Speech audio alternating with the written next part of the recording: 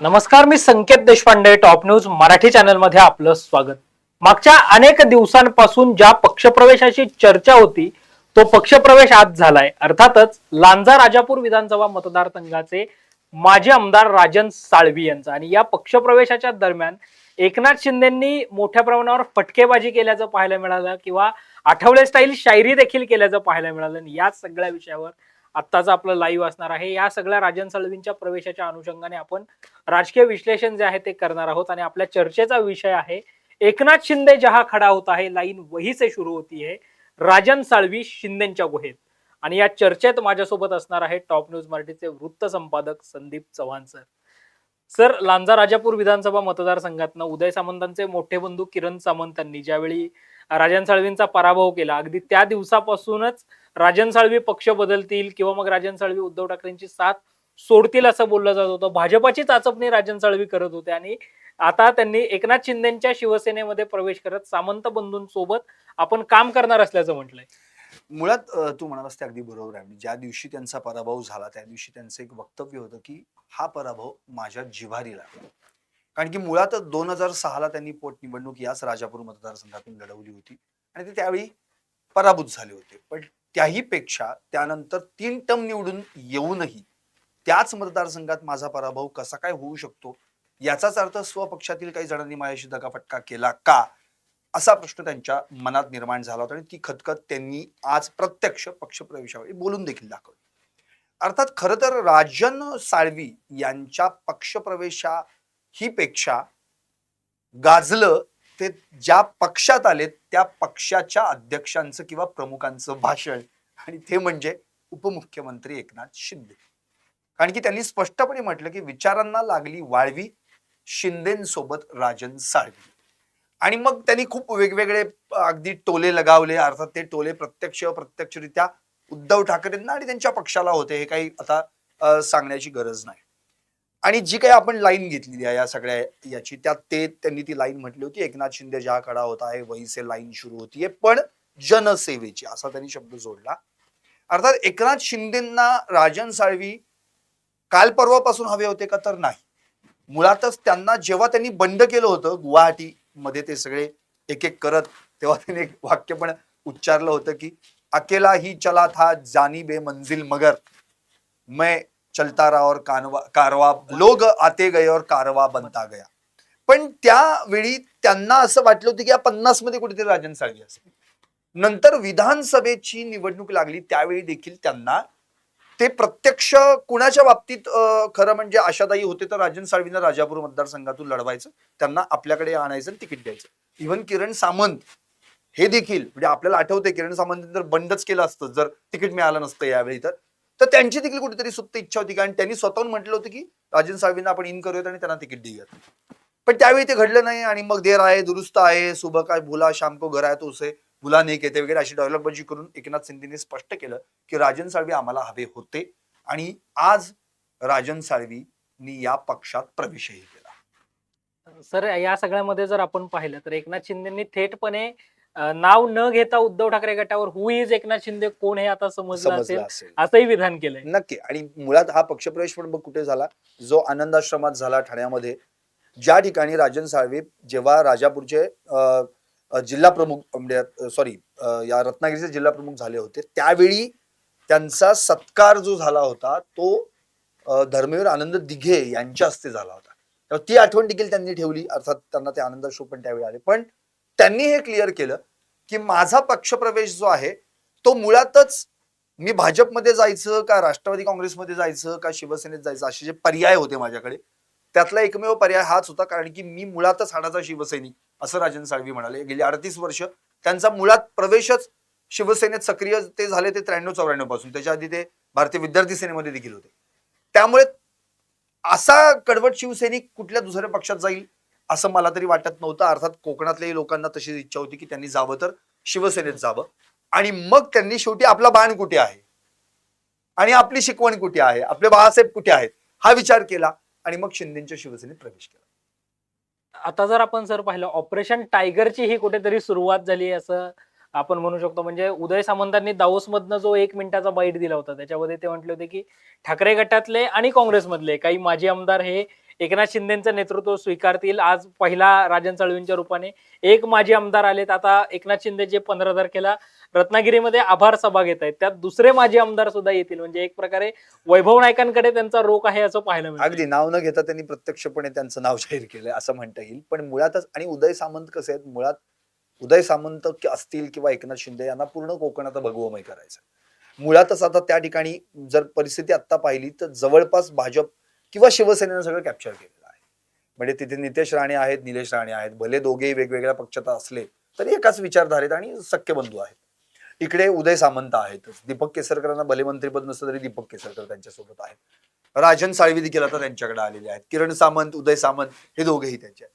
म्हणजे प्रश्न हा उरतो की आता मुळात शिवसेना उद्धव बाळासाहेब ठाकरे पक्षाचे जे विनायक राऊत होते खासदार म्हणून जे खिंड लढवली, ते 2 वेळा खासदार राहिले, ते देखील आता माजी खासदार झाले.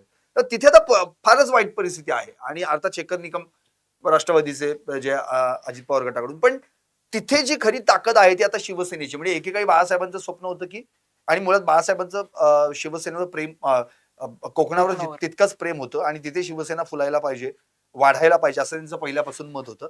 आणि आता एकनाथ शिंदे म्हणतात की मुळात खऱ्या शिवसेनेत राजन साळवींचा प्रवेश झाला. त्यामुळे आता त्यांना प्रत्येक वेळी हेच दाखवून द्यायचंय की त्यांच्याकडे आता काहीच उरलेलं नाही. त्यांनी तो शोले चित्रपटाचा डायलॉग देखील बोलून दाखवला. असरानी जी भूमिका केली होती जेलरची, हम अंग्रेजों के जमाने के जेलर है, आधे इधर जाओ आधे उधर जाओ और बाकी के मेरे पीछे आओ, आणि मग पिछे मुड केल्यानंतर तुमच्या पिछे मागे काहीच नसणार आहे. सो त्यांना हेच म्हणायचे की कुठल्याही परिस्थितीमध्ये जी शिवसेना बाळासाहेबांची किंवा बाळासाहेबांनी जी कोकणात वाढवली होती ती कशी आपल्या पक्षाकडे आणता येईल, ती माणसं, तिथले शिवसैनिक, यासाठी हा सगळा अट्टहास चालू आहे. सर, राजन साळवींनी आज पक्षप्रवेश तर केला. पक्षप्रवेशाच्या वेळी दोन्ही सामंत बंधू तिथे उपस्थित होते. मात्र आता दबक्या आवाजातली चर्चा अशी सुरू झाली की सामंतांना पर्याय म्हणून राजन साळवींचा एकनाथ शिंदे गटात प्रवेश नक्की, म्हणजे प्रश्न हाच तिथे उपस्थित केला गेला. माध्यमांनी देखील विचारला की त्यांना शह देण्यासाठी तुम्हाला तिथे उभं केलं जातंय का? त्यावर ते म्हणाले की मला असं वाटत नाही. पण मुळात कसं आहे, कोणी प्रत्येकाला एक ऑप्शन शोधत असतं. जसं आपण जर पाहिलं तर भाजपनं एकनाथ शिंदेना ऑप्शन शोधलेला आहे, तो म्हणजे अजित पवार. तसे ऑप्शन प्रत्येक जण शोधत जातात आणि हे ऑप्शन्स उद्या भविष्यात, जसं उदय सामंतांचं ऑप्शन भविष्यात भाजप शोधू शकते. कारण की मध्ये ज्या काही चर्चा झाल्या, संजय राऊतांनी त्याला फोडणी दिली, तिसऱ्या शिवसेनेचा उदय, तिसऱ्या शिवसेनेचा उदय वगैरे, विजय वडेट्टीवारांनी देखील त्यामध्ये आपले हात धुवून घेतले वगैरे. पण या सगळ्या गोष्टींचा विचार करता कुठेतरी आता कोकणात शिवसेना उद्धव बाळासाहेब ठाकरे पक्षाला खूप गांभीर्यानं घ्यावं लागेल कोकण. कारण की त्या ठिकाणी आता स्थानिक स्वराज्य संस्थांच्या निवडणुका आहेत आणि अशावेळी एकमेव शिलेदार त्यांचा भास्कर जाधव यांच्या रूपानं त्या ठिकाणी आहे. आणि भास्कर जाधवांनी देखील स्वपक्षीयांमधल्यांनाच शालजोडे मारलेले आहेत जेव्हा राजन साळवींचा प्रवेश होता. मुळात राजन साळवी काही काल परवाचे शिवसैनिक नाही. राजन साळवींनी खूप आधीपासून शिवसेनेत प्रवेश केलेला आहे. म्हणजे उदय सामंत 2019ला शिवसेनेत, किंवा भास्कर जाधव देखील येऊन जाऊन, म्हणजे आधी शिवसेना मग राष्ट्रवादी परत शिवसेना असा प्रवास त्यांचा. पण राजन साळवी तसे नाहीत. त्यामुळे राजन साळवींच्या मार्गदर्शनाखाली त्या खरं म्हणजे तिथे शिवसेना वाढली गेली. रामदासभाई कदम असतील त्या काळातले त्या ठिकाणी. तर प्रश्न हा उरतो की राजन साळवींबद्दल बघ, प्रत्येक जण, विनायक राऊत सोडल्यास कुणी असं काही वाईट असं काही वाक्य बोललं नाही. इव्हन वैभव नाईक देखील असं काही बोललेलं नाही. पण विनायक राऊत आणि राजन साळवी यांच्यामध्ये मात्र सुरुवातीपासून कुठे ना कुठेतरी वाद होत होते आणि त्याचा फटका त्यांना विधानसभेत बसला असं त्यांनी स्पष्टपणे म्हटलं. इतकंच नव्हे तर विनायक राऊतच पक्ष सोडण्याला मला कारणीभूत ठरले असं देखील त्यांनी विधान केलेलं आहे. काही दिवसांपूर्वी ज्यावेळी याच राजन साळवींनी मातोश्रीवर 35 मिनिटं उद्धव ठाकरेंची भेट घेतली होती, त्या भेटीमध्ये त्यांनी विनायक राऊतांच्या संदर्भातली तक्रार जी आहे ती पक्षप्रमुख म्हणून उद्धव ठाकरेंच्या कानावर घातली देखील होती. मात्र एक त्यानंतर समोर आलेली बातमी अशी होती की उद्धव ठाकरेंनी उलट त्यांनाच असं सांगितलं की तुम्हाला जर जायचं असेल तर खुशाल जावं. हा, आणि मग ती खरं म्हणजे कडू आदेश होता तो, आणि तो काही राजन साळवींना रुचणारा नव्हता. अर्थात आपल्याला आठवत असेल की त्यांच्या मागे एसीबीचा पण ससेमिरा लागला, त्यांच्या पत्नीच्या मागे, त्यांच्या मागे अवैध मालमत्ता ची साठवणूक केल्याप्रकरणी. पण याच अर्थात तेही म्हणतात की मी काही घाबरणारा नाहीये. आणि नेहमी आपण एक वाक्य पाहतो संजय राऊतांचं, कुणी कुठला त्यांचा आमदार सोडून गेला की मग नेहमीच त्यांचं एक वाक्य असतं की ईडीला घाबरले, एसीबीला चौकशांना घाबरले आणि म्हणून आम्हाला सोडून जातात वगैरे. विनायक राऊतांनी तर स्पष्टच म्हटलं की कुणावर तरी खापर फोडायलाच पाहिजे, मग त्यांनी माझ्यावर खापर फोडलं. पण निलेश राणेंनी जाहीर सभेमध्ये 1 वर्षापूर्वी सांगितलं होतं की यांनी लोकसभेला कसे माझ्याकडे पैसे घेतले, असा देखील आरोप त्यांनी विनायक राऊतांनी राजन साळवींवर केला. या सगळ्यामध्ये जर सर आपण पाहिलं तर निलेश राणेंना जेव्हा या संदर्भातली प्रतिक्रिया विचारली होती, जे निलेश राणे एकनाथ शिंदेच्या शिवसेनेमध्ये आहेत, कुडाळचे आमदार आहेत. तर त्यांनी स्पष्टपणे असं म्हटलं होतं, की राज्यातली शिवसेना संपण्यासाठी ज्याप्रमाणे उद्धव ठाकरेंचं नेतृत्व कारणीभूत आहे, तसं कोकणातली शिवसेना हद्दपार करण्यात विनायक राऊतांचा फार मोठा वाटा आहे. नक्की. आणि हे दोन राऊत म्हणजे नो डाऊट नो राऊत, दोन राऊत अशी परिस्थिती आहे. कारण की संजय राऊतांवर तर मुळातच आधीचे जे 50 आमदार आहेत त्यांनी खापर फोडलं आणि आता जे कोण जात आहेत ते आता विनायक राऊत म्हणजे कोकणातल्या जर विचार केला तर आता उदाहरणार्थ उद्या वैभव नाईक गेले तर कोणावर खापर फोडणार हा देखील पहिला प्रश्न निर्माण होतोय. अर्थात त्या ठिकाणी त्यांची काही कारणं वेगळी असतील मतदारसंघाच्या अनुसार, पण एवढं मात्र आहे राजन साळवींचा 2014 पासून जर तसा पाहिला तर त्यांचं खच्चीकरण होत होतं. कारण की 2014ला जेव्हा ते आमदार झाले, या मुळातच ते 2009लाच त्यांची पहिली टर्म होती, तर तेव्हा त्यांना असं वाटलं होतं की कदाचित मी आमदार होईन म्हणजे मंत्री होईन आता. पण झालं असं की त्यावेळी विनायक राऊतांनी दीपक केसरकरांचं नाव पुढे गेलं. त्यावेळी अर्थात एकनाथ शिंदेने देखील त्यांच्या नावाची शिफारस केली होती आणि युतीचं सरकार होतं आणि मॅन्डेट होतं, तरी देखील त्यांना केलं गेलं नाही. नंतर 2019ला काय झालं तर तिकडे उदय सामंतांनी शिवसेनेत त्याच्या आधी प्रवेश केला होता आणि उदय सामंतांना मंत्रिपद मिळालं.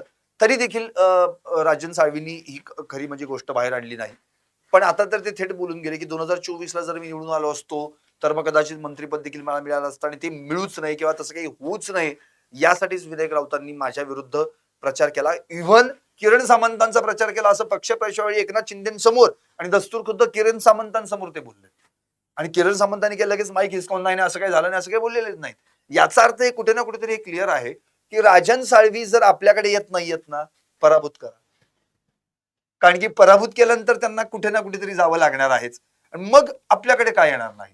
त्यामुळे हा सगळा म्हणजे येणं प्रकारे ना राजन साळवी आपल्याला हवेत.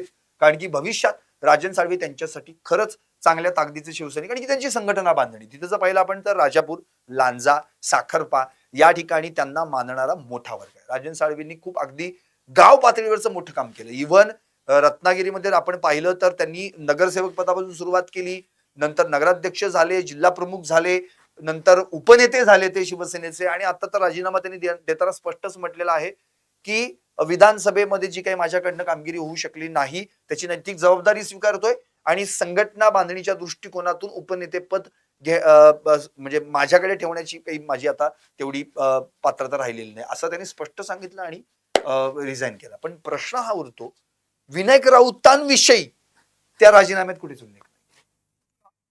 म्हणजे विनायक राऊतांमुळे मी सोडतोय पक्ष असं अजिबात बोलले आणि उद्धव ठाकरेंबद्दल एकही शब्द ते बोललेले नाहीत. केवळ मी माझ्या भावना उद्धव ठाकरेंकडे मांडल्या, त्याच्यानंतर जे काय घडलं ते तुमच्या समोर आहे असं ते म्हणाले. आज जेव्हा राजन साळवी भाषण करत होते त्यावेळी त्यांच्या भाषणाची सुरुवातच आज माझ्या दोन्ही डोळ्यात अश्रू आहेत असं म्हणून झाले होते. काहीचे भाऊक झालेले राजन साळवी आज पाहायला मिळाले. नक्की. मुळातच राजन साळवी मुळातच आधीपासूनच इमोशनल आहेत. आपण जर पाहिलं असेल तर आधीच एक तर ते श्रद्धेय आहेत आणि अर्थात सगळ्यात महत्वाचा मुद्दा म्हणजे त्यांचा ते बाळासाहेबांचे कडवट शिवसैनिक. कारण की शिवसेना आणि राजन साळवी हे कोकणातलं समीकरणच होतं. म्हणजे ते 3 वेळा आमदार निवडून आले हे तर आहेच, पण त्याच्या आधी म्हणजे 93 आणि 94 पासून जर ते शिवसेनेत सक्रिय असतील तर तो काळ कसला होता. म्हणजे अगदी 2012ला बाळासाहेबांचं निधन आहे. म्हणजे ते 12 वर्ष, ती 7 वर्ष, एक जवळपास 18-19 वर्ष बाळासाहेबांचा सहवास त्यांना लाभलेला होता आणि बाळासाहेबांकडून त्यांचा कितीतरी वेळा गौरवही त्याच्या आधी झालेला आहे. सो अशा कडवट शिवसैनिकाला जेव्हा शिवसेना सोडावी लागते, आज आपण यांचंही स्टेटमेंट एक माझ्या मते सांगोल्याचे माजी आमदार शहाजी बापू पाटील ते तर म्हणाले की गुवाहाटीला जातानाच मी सांगितलं होतं की यांच्याकडे काहीच होणार नाही म्हणून. म्हणजे मुळात राजन साळवींनी त्यावेळी विचारही केला असेल, नाही असं नाही, पण कदाचित त्यांना असं वाटलं विधानसभा आहे, मी निवडून येऊ शकतो, सहानुभूतीची लाट आहे, पण ते झालं वेगळंच. किरण सामंतांसारखा तगडा उमेदवार त्या ठिकाणी दिला गेला आणि विनायक राऊतांकडून अशी काही परिस्थिती त्यांना त्रासदायक ठरेल असं त्यांनाही वाटलं नसेल. आता जर सर आपण पाहिलं आज राजन साळवींनी पक्षप्रवेश तर केलेला आहे, मात्र आदित्य ठाकरे ज्यावेळी निवडणूक लढवत होते त्यावेळी वरळीतनं ज्याप्रमाणे 2 आमदार दिले गेले, सुनील शिंदे आणि सचिन अहिर यांना विधान परिषद देण्यात आली. आता तशीच चर्चा सुरू झाली की किरण सामंत विधानसभेत आणि राजन साळवी विधान परिषदेत. नक्की. तू एक ऑब्झर्व केलंस आणि संकेत सगळ्यात महत्वाचा मुद्दा म्हणजे एकनाथ शिंदेचं संघटन कौशल्य जबरदस्त आहे. त्याचं कारण असं, जे दोघे एकमेकांविरोधात लढले त्याच दोघांना एकाच व्यासपीठावर आणायचं, त्या दोघांची आधी 2 ते 3 तास मीटिंग घ्यायची, त्यांच्यातले सगळे वाद मिटवायचे आणि त्या दोघांना एकत्र आणून त्या व्यक्तीला आपल्याकडे घ्यायचं. हे संघटन कौशल्य एकनाथ शिंदेकडे आहे, जे एकनाथ शिंदेनी कौशल्य आपण गुवाहाटीच्या वेळी पण पाहिलं होतं. आजही त्यांच्या पक्षातला एकही आमदार फुटलेला नाहीये. त्यांचं वैशिष्ट्य आहे. म्हणजे 50 आमदार सोबत घेऊन गेले, त्यात अपक्ष तर होतेच, बाकीचे आमदार होते त्यांच्या पक्षाचे, पण जसेच्या तसे परत आणलेत त्यांनी. आणि नुसते आणले नाहीत, ते आपल्या पक्षातही तसेच ठेवलेत. आणि इव्हन आता आपण पाहिलं तर काही मंत्र्यांना अक्षरशः मंत्रिपद, म्हणजे काही आमदारांना मंत्रिपदही मिळालेले नाहीत. मागच्या टर्ममध्ये जे होते मंत्री त्यांना गरीब, तानाजी सावंतांचं उदाहरण आहे आपल्या समोर. इव्हन बरेच आहेत, अब्दुल सत्तार आहेत, अशी किती उदाहरणं आहेत, पण ते आजही त्याच पक्षात आहेत. हे त्यांचं, भले ते नाराजी व्यक्त करत असतील, भले ते आणखी काही वेगळं त्रास देत असतील, पण एकनाथ शिंदेना सोडून जावं असं त्यांना कुठेच वाटत नाही. हा खरा गुण जो एकनाथ शिंदेकडे आहे ना, त्या गुणाचाच फायदा निश्चितपणे राजन साळवींना आता होऊ शकतो. ते असंही म्हणाले एकनाथ शिंदे की अटी शर्ती न ठेवता त्या आमच्याकडे आलेले आहेत. आणि एकनाथ शिंदे जेव्हा एखादी अशी व्यक्ती आपल्या पक्षात येते जिचा संघटना बांधणीसाठी आपल्याला फायदा होऊ शकतो, तर निश्चितपणे भविष्यात महामंडळ देखील त्यांना एखादं मिळू शकतं. विधान परिषद, आणि विधान परिषद तर ते माझ्यामध्ये सहज जाऊ शकतात, कारण की त्यांच्याकडे आमदारांची संख्या पण तेवढी आहे. त्यामुळे तो बेनिफिट निश्चितपणे त्यांना होऊ शकतो. आमशा पाडवी विधानसभेवर निवडून गेल्यामुळे ती एक हा, जागा रिक्त रिक्त देखील आहे. त्यामुळे राजन साळवींचा विचार तिथं नक्कीच निश्चित होऊ होऊ शकतो, शकतो. नक्की होऊ शकतो. आ- आणि आणखी एक महत्वाचा मुद्दा, म्हणजे आता आपण थोडंसं अपार्ट फ्रॉम दॅट आपण म्हणू, हे झालं तर आमदारांच्या बाबतीत किंवा माजी आमदारांच्या बाबतीत. आणखी एक त्यांचं ऑपरेशन टायगर आहे. त्या ऑपरेशन टायगर कदाचित ते सक्सेस पण देखील करू शकतात. अर्थात संजय जाधव, ज्यांना आपण बॉस त्यांना म्हटलं तर परभणीमध्ये, बंडू जाधव, जे अनेक वर्ष तिथे खासदार आहेत, त्यांनी अजूनही शिवसेना उद्धव बाळासाहेब ठाकरे गटाशी एकनिष्ठते राहिलेले आहे, ते त्यांचं वैशिष्ट्य आहे. पण मग तुम्ही कडे एकनिष्ठता दाखवताय आणि दुसरीकडे आपल्याच विरोधी पक्षात किंवा ज्या ज्या पक्षामुळे, म्हणजे ज्या व्यक्तीमुळे आपला पक्ष फुटला त्याच पक्षात असलेल्या खासदारांकडे जाऊन जर तुम्ही त्यांच्या स्नेहभोजनाला हजेरी लावताय आणि तुमचेच सर्वे सर्वा आता म्हणूयात की जे भविष्यात त्याच पक्षाची कमान त्यांच्या हातात जाणार आहे, ते आदित्य ठाकरे सांगतायत की आता यापुढे जर तसं स्नेहभोजन जायचं असेल तर परवानगी घ्यावी लागेल. अशा माणसांना तुम्ही न जुमानता बिंदास जाताय, याचा तर कुठे ना कुठेतरी खिचडी पकरही आहे. आणि निश्चितपणे त्याचं असं काहीतरी वेगळं चित्र आपल्याला भविष्यात बघायला मिळेल. सातत्याने चर्चा अशी देखील होती की उद्धव ठाकरेंकडे जे 9 खासदार आहेत त्यातले 5 खासदार सुद्धा भविष्यात एकनाथ शिंदेबरोबर येऊ शकतात. काही आमदारांमधले आमदार जे आहेत ते देखील एकनाथ शिंदेचं नेतृत्व स्वीकारू नक्की. शकतात. आणि त्यातलेच एक खासदार संजय दिना पाटील, ईशान्य मुंबईचे, ते तर आपल्याला थेट एकनाथ शिंदेच्या सत्कार समारंभात दिल्लीला पाहायला मिळाले होते. त्यामुळे म्हणजे एकीकडे तुम्ही म्हणायचं की शरद पवारांनी त्यांचा सत्कार का केला, शरद पवारांनी आमचा विश्वासघात केला, असं विनायक राऊतांचं वाक्य आहे. आणि जितेंद्र आव्हाड म्हणाले मग काय, मग शरद पवारांनी आता काय त्यांना लाथ मारावी का, म्हणजे त्यांनी कुठे जायचं, तुम्हाला विचारून जायचं का? तुम्ही तर अगदी विधानसभा विधानसभेचं अधिवेशन सुरू झालं होतं नागपूरला, हिवाळी अधिवेशन, तेव्हा तर उद्धव ठाकरे या सगळ्या आमदारांसमोर भेटायला गेले होते देवेंद्र फडणवीसांना. ज्याच्या आधीच वाक्य आपल्याला आठवतंय प्रचारातलं, एक तर तू तरी राशील किंवा आपण त्याच्यावर लाईव्ह केलं होतं. मग हे वाक्य उच्चारणारे उद्धव ठाकरे जेव्हा देवेंद्र फडणवीसांची भेट घेतात, तेव्हा तुम्ही शरद पवारांनी विचारलं होतं का किंवा मी त्यांना भेटायला जातोय म्हणून? बरं, शरद पवारांनी तुम्हाला डिनाय केलं होतं का त्या संदर्भामध्ये? नाही. मग शरद पवारांनी कुठे जायचं आणि कुठं नाही हे तुम्ही कोण ठरवणार, हा प्रश्न मूळ होता. आणि मग संजय दिना पाटील देखील हे म्हणू शकतात उद्या, म्हणजे तुमच्या पक्षाच्याच व्यक्तींनी असं म्हणायचं की त्या ठिकाणी शरद पवारांनी त्यांचा सत्कार करणं चुकीचं आहे. मग तुमच्याच पक्षाचे खासदार त्यांच्या सत्काराला असतात, त्याबद्दल काहीच बोलत नाही तुम्ही, एक वाक्य पण नाहीये. आणि आदित्य ठाकरे तर असं म्हणतात की जी संजय राऊतांची भूमिका ती पक्षाची अधिकृत भूमिका आहे. मुळात प्रश्न आवडतो की संजय राऊतांच्या हातातच जर ही सगळी सूत्र दिली आहेत तुम्ही, तर मग आता संजय राऊत म्हणतील त्याच्यावरच तुम्ही ठाम राहा ना, दुसरी मुद्दा मांडायचा काही उपयोगच होत नाही. निश्चितच सर, या सगळ्यानंतर जर आता आपण पाहिलं तर राजन साळवींचा पक्षप्रवेश झालाय. पुण्यातले 2 माजी आमदार, शिवसेना उद्धव बाळासाहेब ठाकरे पक्षासोबत असणारे आणि काँग्रेसमधले देखील एक माजी आमदार एकनाथ शिंदेच्या संपर्कात आहेत, अशा चर्चा होत आहेत. या ऑपरेशन टायगर मध्ये कोण कोण अजून सहभागी होत आहे आणि हे ऑपरेशन टायगर मधून कोण एकनाथ शिंदेच्या शिवसेनेमध्ये येत धनुष्यबाण हाती घेत आहे हे पाहणं महत्वाचं आहे.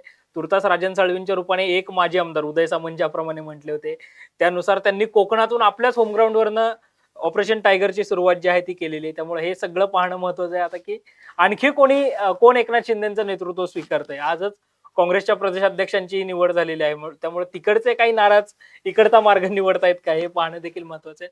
निश्चितच या सगळ्यावरचे अपडेट्स आपण आपल्या प्रेक्षकांपर्यंत पोहोचवत राहूयात. तोपर्यंत पाहत रहा टॉप न्यूज मराठी, आपला महाराष्ट्र आपली बातमी.